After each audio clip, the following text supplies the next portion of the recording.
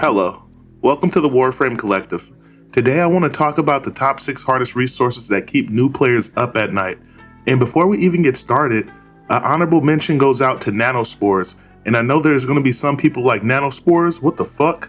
So you may not know this, but the star chart in Warframe has been changed. Before they changed the star chart around, nanospores were a bitch for me to get.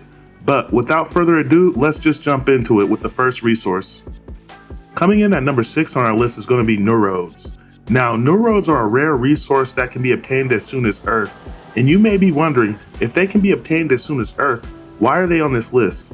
Well, neurodes are a rare resource, so you typically only pick up one at a time. And then on top of that, even though they can be obtained as soon as Earth, for some reason, a lot of new motherfuckers just don't have them. I hate helping new players farm neurodes, so they definitely earn their spot on this list. Coming in at number 5 on our list is going to be plastid.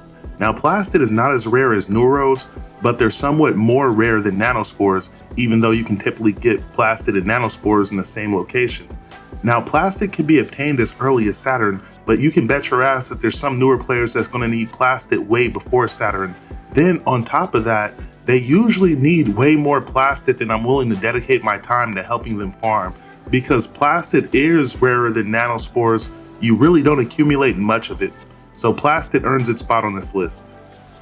Coming in at number 4 on our list of rare resources that are a bitch for new players is going to be neurosensors.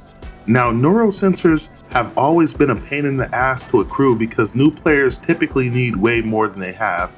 And for some reason, even as a veteran player, I was still running out of polymer bundle and neurosensors.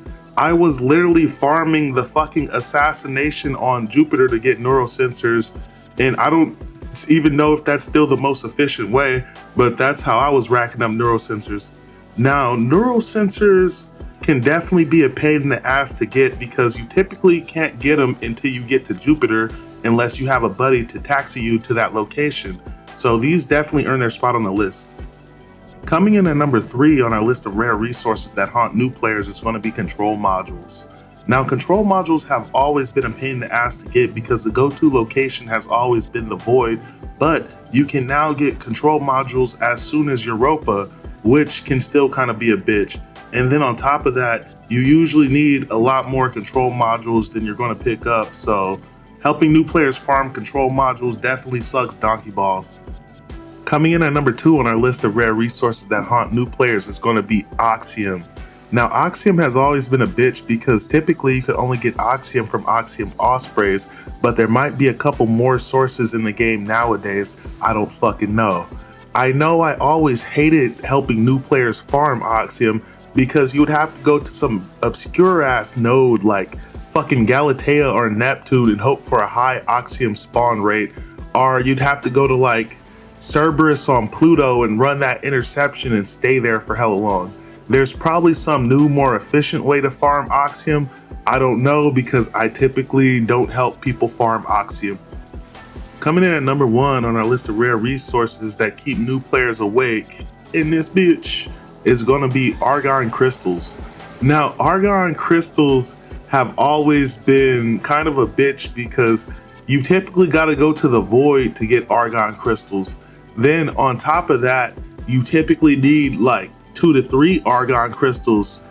And furthermore, those argon crystals will dissolve in your inventory.